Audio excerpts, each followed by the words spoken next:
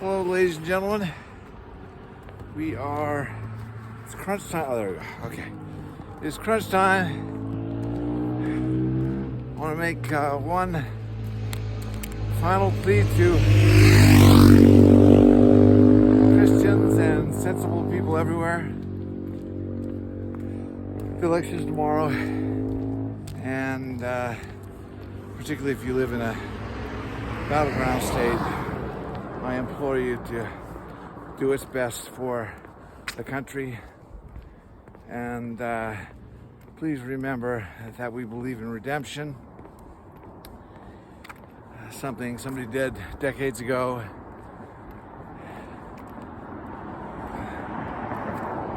Canada should be forgiven, especially when they're in the best position to do good for this country. And I tell everybody,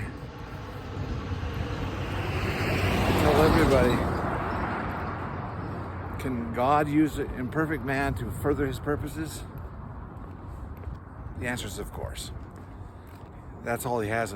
That's all there is on this earth, imperfect men in varying degrees, right? Even in the scriptures, they are rife with examples of leaders and prophets and whatnot making mistakes. And they are left in there because they're to remind us, I think, that they're not the object of our faith. As some charismatic leader is not the object of our faith. Christ and God are the object of our faith, okay? Yesterday in church, I had an opportunity to say a few words. My granddaughter was blessed in church, and I got up and said a few words. And even though I tried to get my message across without being too political, because but even with what I said, I feel like normally I'll get a few comments later from people saying, "Oh, thank you for your testimony. Thank you for this. Thank you for that." Nothing. So I felt like, even in my church, which I used to feel more comfortable in politically, is being overrun with this strange ideology that, well, for example, I gave the example of a quote that is attributed to Joseph Smith when he was alive. He died in 1844, so it's been around and going around. It's not written down anywhere, but he apparently prophesied. He said, there will come a time when, I'm paraphrasing here, the faithful women of this church will be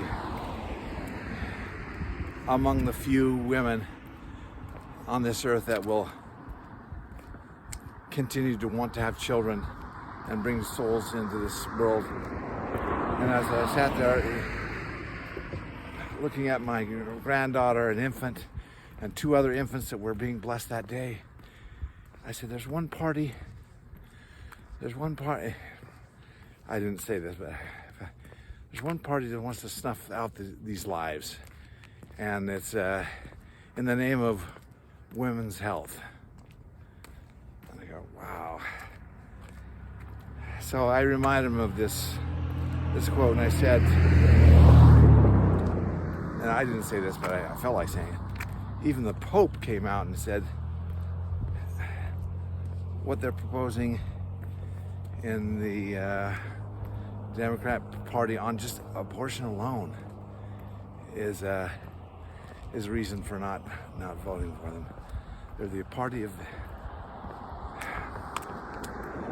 I won't say what I really think it was getting misquoted, but yeah, think wisely.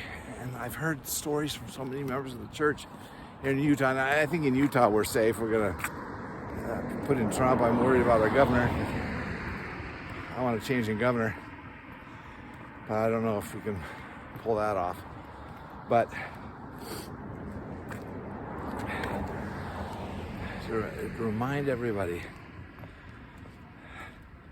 what you're voting for. Don't let somebody's, you find their personality annoying, their manner annoying. Vote for facts, not feelings. We know exactly what both of these candidates will do if they get in.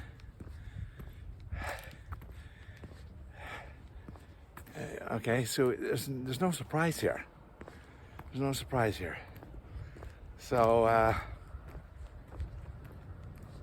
yeah, we're getting down to the wire, and then let's see, it's 3 minutes now. So, I'm gonna be glued to the. Well, I have to work tonight and tomorrow night, but I'll be glued to YouTube while I'm working.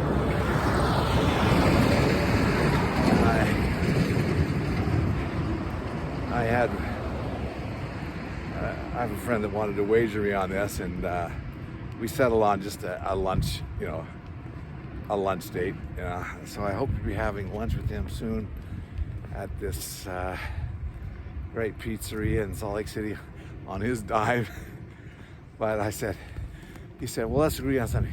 If the elections are honest and you still lose, can you accept that? And I said, sure. If we're that stupid, we deserve it. So, and he said, you just called me stupid. I said, well, that matches the F-bomb that you dropped on me a couple of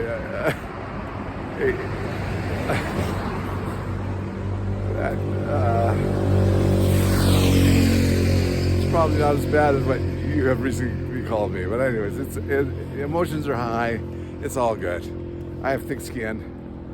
But I hope to be celebrating. I hope we'll know tomorrow, but if not, hope to know soon. But they harp on this. Trump in 2020, Trump said, go find me some votes. And I said, when Trump says go find me some votes, that doesn't mean go fabricate me some votes. That's what the Democrats take it to mean. To go fabricate me some votes with no signatures, stacks and stacks of, like they wheeled in Detroit under the cover of night and flipped. People woke up to see Trump's lead, overturned. Go find me the votes means go look in all the ditches and the mail trucks and the burnt out ballot boxes that may have been destroyed. Go find me the votes. That's what he means. That's what he means. So, anyways, and then, people vote facts, vote what's best for America. Don't vote feelings.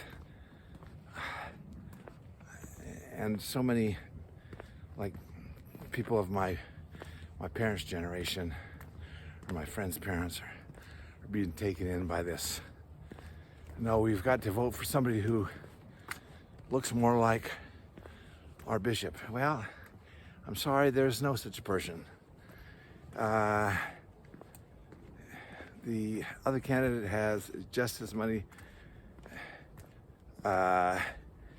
embarrassing skeletons in her closet. But look at her voting record. Look at her track record. Base your vote on facts, not feelings, as Ben Shapiro's sticker on his laptop says. Okay? If you have to, hold your nose and vote for Trump. Or I've even heard of, from a friend of mine, that there's even members of the church that want to hasten the second coming of Christ by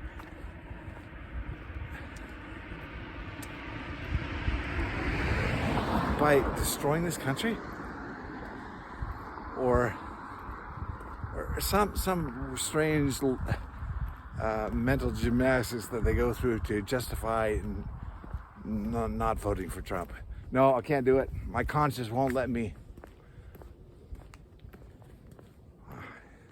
he said some things that I just cannot forgive. Okay. And millions of... Okay.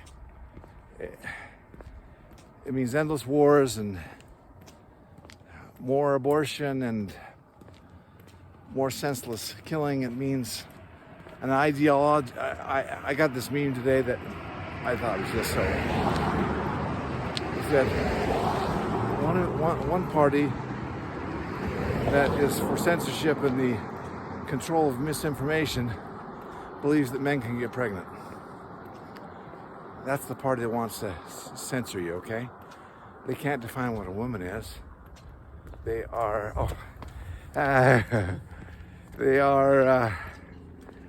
sorry about that.